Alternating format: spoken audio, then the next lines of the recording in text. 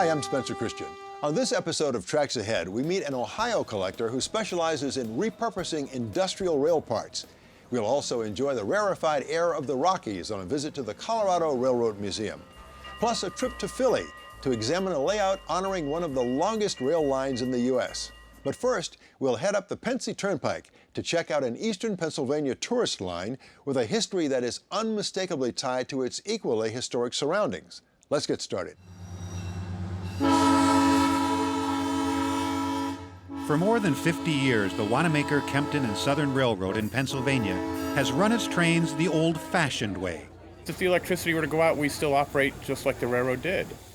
Essentially, when you park your car and walk in here, you've stepped back into 1920. Jim Krause is the general manager of operations at the WK&S. He first started riding the train as a kid growing up in the area. But today, he leads a group of volunteers and hobbyists that keep the trains running so riders can enjoy the railway's rich history.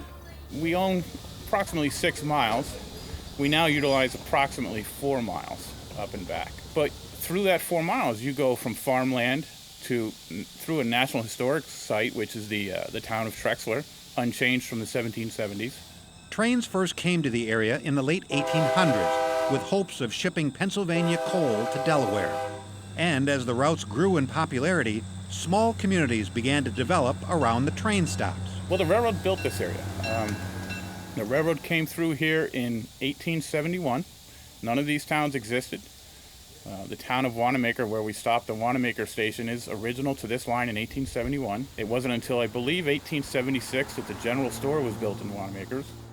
That same general store is still running today, and is one of Wanamaker's most historical icons. David Bond owned the store for almost 30 years before retiring, so he had plenty of time to learn all about the store's history along the way. The name Wanamaker comes from the original settler, Daniel Wanamaker. Most of the settlers arrived in this area in the early 1700s, an agricultural community. The village of Wanamaker sprung from the original acreage of that farm. The relationship between the train and the store, I would say, is that the store actually came into existence because of the train. Arian Hungaski and her husband bought the general store from David in 2007. Though buying the small town store at the beginning of the recession was a little risky, it was important to them to keep the connection between the trains and the community alive. I grew up on the Kempton end of the WK&S, and I could see and hear the train from my house. And we would bag rides off of the conductors, and I think that they recognized a lot of the local kids, and they would let you hop on often for free. Back in the late 1800s, as farming communities grew around the stations, crops and slate found a place on the railroad along with coal. The trains quickly became an important part of community members' everyday lives. Wally Ely is a member of the board of directors for the WK&S. Having grown up in the area, he was so fascinated by the railroad's history that he even wrote a book about it. The railroad was part of the community by being a school bus, running the kids to Slatington to school and also to Reading to school. So that really makes it an integral part. Then this was a big potato farming country, shipments of potatoes, tomatoes, and then there were slate quarries. There were 16 slate quarries just north of here. But by the 1960s, the railway had fallen into disrepair, and trains were being used less and less. So in 1962, a group of investors decided to buy some of the track and form the Wanamaker, Kempton, and Southern Railroad, or the WK&S for short. The Reading Railroad decided to abandon this stretch, which was, at this time, it was 15 miles from Kempton to Germansville. Is the area that was being made available by the Reading Railroad, and some businessmen in Berks County in Reading, Pennsylvania, decided that this would be the right place to try to build a startup little tourist railroad. In 1963, the original investors started it as an amusement park, essentially, an entertainment facility. They actually sold stock, and you can still buy stock in this railroad. Now, is it something you're going to trade publicly in New York? No, but you can buy stock now, and that was simply to build up capital. Since then, the WKNS has evolved into the group of hobbyists and volunteers that run the trains today. And though time has marched forward, there are some things about the WKNS that haven't changed at all. The most memorable aspect of this is its authenticity. It is almost identical today to what it was in 1963. This railroad ran for the first time on Memorial Day in 1963, and almost everything that operates today is operating exactly as it did in 1963. The same little engines, the same coaches, some new engines and some new coaches, but most of the original stuff is still here. This line, though it is a tourist railroad, we think of it as a railroad, and I think that our guests think of it as a railroad. We're not a huge tourist operation. Everything is authentic, right down to the timetable that we follow. The passenger cars, which are 100 years old in 2013, still operate off of the steam heat. Today, the trains are running people instead of crops and coal. And the folks at the WKNS are always thinking up new ways to keep their guests coming back year after year. We try to maintain ticket prices at something that the community can afford. We had the murder mystery trip. And when my reinforcements get here, you're all going to jail. Good day, citizens. We have the Christmas trip. We have our Harvest Moon trip. That's a nighttime trip that sells out. We now have a wine and cheese train that sells out every year.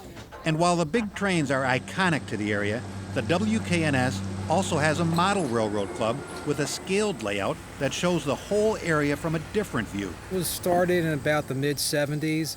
This used to be a museum car here, and then a couple of the earlier founders converted it to a layout. Our layout is an HO scale layout. We have mountains, we have a coal mine, we have a shale line. Most of it's modeled of the line, the main line which ran from Reading up to Slatington, which is the branch that the Wanamaker, Kempton, and Southern runs on right now. But whether you're enjoying the railway for its small-scale layout or its life-size locomotives, it's only possible with a lot of help. I'll tell you, this is an eclectic group. We have everything from engineers, site surveyors, master electricians, master welders, accountants, retired chemists.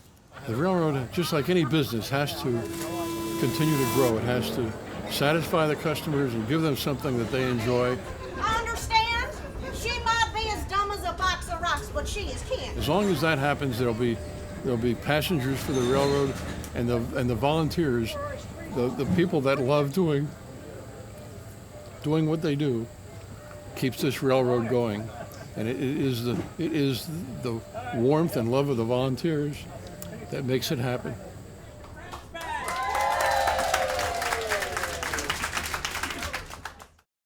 The WKNS folks ensure that all visitors leave with smiles on their faces and a greater appreciation of rail in eastern Pennsylvania.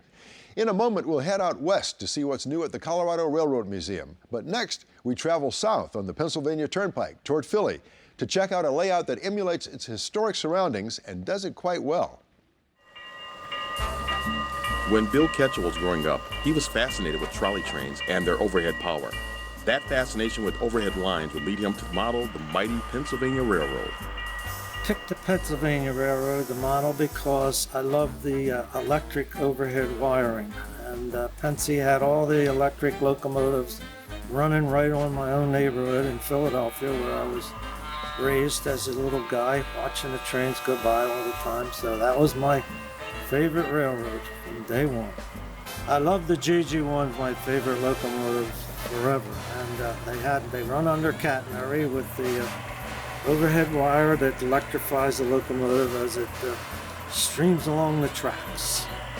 I model the Pennsylvania Railroad from New York City to Pittsburgh, Pennsylvania, going through New York, over the Newark Bay, through New Jersey to Harrisburg, then to Enola, then to Altoona, Horseshoe Curve, Blitzen, and then into Pittsburgh. And then I model Chicago off stage, they call it. The trains go there and park when they're not being used. The railroad covered some very scenic areas, and Bill has incorporated some of the highlights into his railroad. my favorite scene of all times is Horseshoe Curve. Well, it's a unique area on the Pennsylvania Railroad. It climbs in about 100 feet, and you're standing in the middle of the curve and watch the whole train from engine to caboose when they had them. And you could stand there and watch the whole thing in one area. Well, the bridges on the layout are mostly stone bridges. A lot of the bridges are steel bridges that rise up and down for the boats and ships to get out, like the Basco bridges and truss bridges. Scenery is an ongoing process, and Bill has some great examples. The scenery is constructed by bench work, of course, and get your track down first, and then the scenery is added later by using screen from old screen doors, wrapped up real crumbly and tacked on the risers, and then I use gypsylite, which is like a plaster, and spread that on there, and then I make hydrocal rocks, which are rock molds, and then you have to color everything with dyes and paints, etc., to get that color in there that you like. And then, of course, the trees are handmade. A lot of weeds are picked in the woods, and we pickle them by putting glycerin on them and soften them up so they stay soft forever, hopefully. Of course, a railroad has to serve a purpose, and Bill has provided lots of industry. On the layout, my main interest is coal. So in Pittsburgh, I have coal mines that actually load coal on the coal trains, transport it back east here, and actually unload it in barges and ships to be exported and put in the power plants to be burnt for electricity.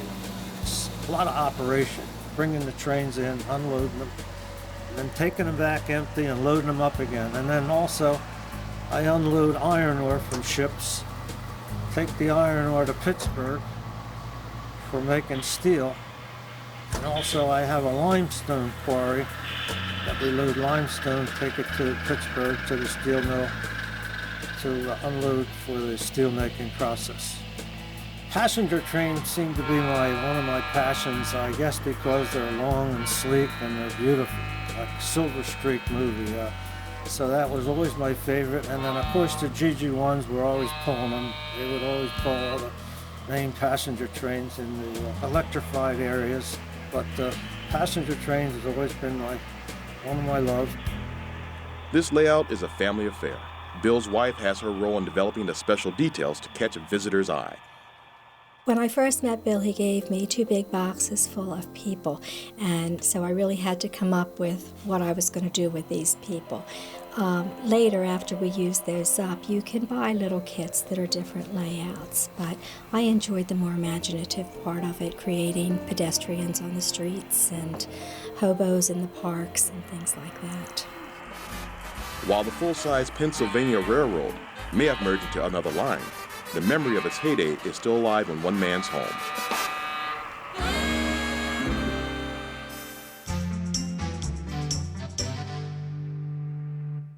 Just west of Denver and down the road from the Coors Brewery, you'll find a museum dedicated to the history of Colorado railroading. The Colorado Railroad Museum is a testament to Rocky Mountain railroading, with over 100 narrow and standard gauge steam and diesel locomotives on display. Visitors will also find passenger cars, caboose, and operating layouts in the 15-acre rail yard. In 1959, Bob Richardson and Cornelius Houck had a dream of preserving railroad history, Colorado railroad history, and specifically at that time, Colorado narrow gauge history. Visitors will find a historic masterpiece where mountain railroading is center stage. You'll be able to enjoy the grounds on the Rio Grande Southern's Galloping Goose No. 7. On the Goose Ride, we'll take you for a tour of the grounds, and you'll see everything from some of our snow equipment to freight equipment. We've got refrigerator cars, we've got RPOs, Rail Post Office cars. We've got the Denver Garden Railway Society layout which is a really popular exhibit. And you'll be transported back in time because the loop of track that we have is so prototypical of what it was like to travel in the mountains of Colorado. We have a boxcar. It's a refrigerator car used by Coors, and it was a beer car dating back to the 1920s, and it features the Coors logo on the side. This was built before they made it illegal to put billboards on rail cars. Snow fighting was really important here in Colorado because of the amount of snow that the mountains get. And so we have a couple of really impressive pieces of equipment. One is a wedge plow, and then we also have a 1900 rotary snow plow. And the rotary snow plow is a steam locomotive. And the only thing that it drives is the motor to clear the snow. Restored steam and diesel locomotives give visitors an overview of the size and complexity of their former operations. One that's sort of our signature locomotive is the locomotive number 346. It was built in 1881. We're just given by the state locomotive 491. We're trying to make it run now, and it's in excellent shape. And when we do get it running, it'll be the largest operating narrow gauge steam locomotive in the Western Hemisphere. One of my favorite pieces of equipment is locomotive 191. It's the oldest locomotive in Colorado, and it dates back to 1880. And it's a tiny little engine with a beautiful decorative stack. We have a number of pieces of diesel equipment. The 5771, which ran for the California Zephyr, but also the ski train. The ski train ran from Denver to Winter Park I believe in the 1950s, right up until the 1980s. So the ski train was really a popular way to get up to the mountains and do some skiing. The roundhouse serves not only as storage, but as a workspace. We also have a roundhouse where we do all of our restoration mechanical work. It's a 5-bay roundhouse, and it's based on an early roundhouse design. We also have a unique turntable. It's called an Armstrong turntable. And it's called an Armstrong turntable because it requires a strong arm to push it. It's not mechanical at all. There's plenty of Colorado rolling stock on display. The museum has a collection of business cars that were used by executives, by the heads of a railroad, when they travel. The business cars that we have here, one of them is a standard gauge business car, and it belonged to the Chicago, Burlington, and Quincy president. It was built in the 1880s. This is caboose land. We have 9 cabooses on our property, everything from a little 4-wheel bobber caboose to a large standard gauge CNS caboose. The museum is more than a place to simply ooh and ah at giant pieces of historic machinery. It's a living testament to the efforts of countless men and women who worked behind the scenes to make sure that the trains were in top shape. Downstairs in our exhibit hall, we've got the third in a series of Colorado rails and working on Colorado rails. The work here at the museum could not be done without a dedicated corps of volunteers. I put in 1,500 hours last year. Well, the volunteers do most of the work out here. We have a few paid employees in the roundhouse and in the gift shop and the library. But most of the work out here is done by volunteers, and most of us retired. There are trains here of every size, built to delight young and old alike. We now have 7 track-powered loops and 3 live steam loops. And of course, the garden is starting to mature, and we use plants that are scaled for the different scale of trains that we use out here. And we've got a mix of annuals and perennials. The bridges were all scratch-built by members. The club has its own supply of rolling stock and locomotives that the club members can come out and use. When you leave the Colorado Railroad Museum, you'll leave with memories of a long-gone era. Well, if you're in the market for used General Electric industrial parts, we have just the man to see. Dennis Lavender's company specializes in repurposing stuff you just wouldn't believe. Starting at an early age, Dennis Lavender cut his teeth working on railroad equipment. An old-time railroader started young Dennis on his way. His name was Jim Green. He started to work for the Ohio Electric, which was an electric railroad run here in Ohio. He started in 1913, and he worked as a motorman up until 1929 when they closed the railroad. And he was a member over at the Ohio Railway Museum where I started. I had a brother that was renting an apartment right across the street from it. I'd ride my bicycle up there after school. Been a conductor, engineer. I was vice president of operations. Doing track work, trolley maintenance, steam locomotive repair, working on gasoline engines and track cars. Anything that needed to be done, railroad related. I've even sold tickets.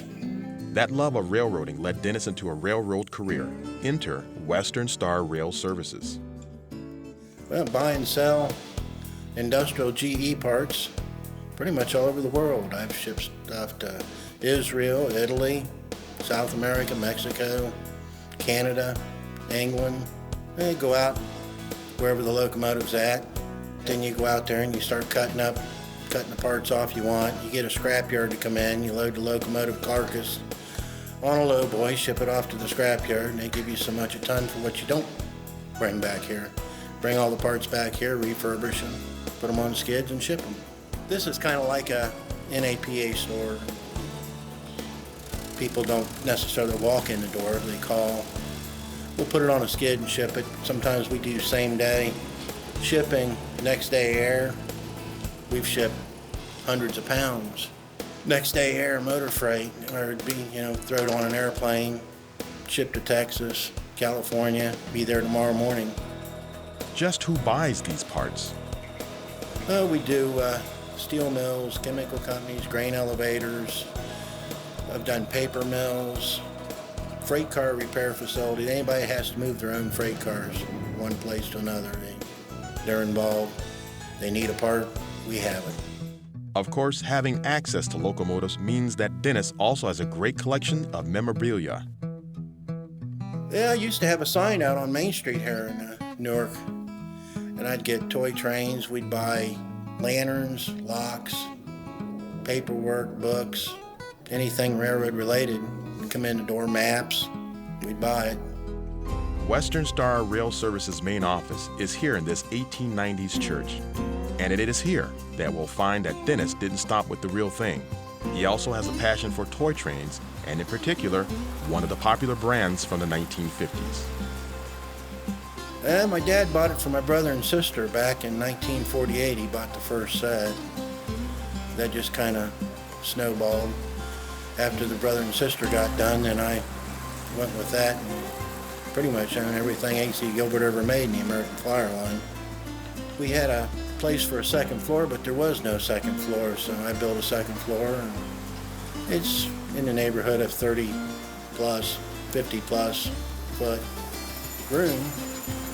Could store locomotive parts up there. The building wasn't so to put heavy weight in a second floor, so it looked like a good place for model railroad, and that's where we ended up putting it. Dennis is also a collector and has a few pieces that are special. I've got baseball diamond that I picked up, that I incorporated in it, that was well made. There was a guy that died that had a bunch of toy trains. We went down to Vienna, West Virginia and bought here a couple years ago. Somebody spent a lot of time building this baseball diamond. I've got two grain elevators on there together. They were made by a company called Minicraft that Gilbert had bought and boxed in their own name. Yeah, they're pretty neat. Minicraft stuff was pretty neat. It was made out of masonite. Looked pretty real. And the track's all original Gilbert for the most part. Dennis has one train that is a personal favorite. I'd have to say it would be the UP Northern and the olive green heavyweights that Gilbert made back in the 40s. Color's about right to what Pennsylvania Railroad painted hers. New York Central. It was dark green, kind of an olive color green. When Dennis Lavender started listening to stories at the Ohio Railway Museum, little did he know that it would feed his passion for railroading, both real and model. So, to those who've doubted, collecting does have purpose. Well, that's all for this episode. Please join us next time for more Tracks Ahead.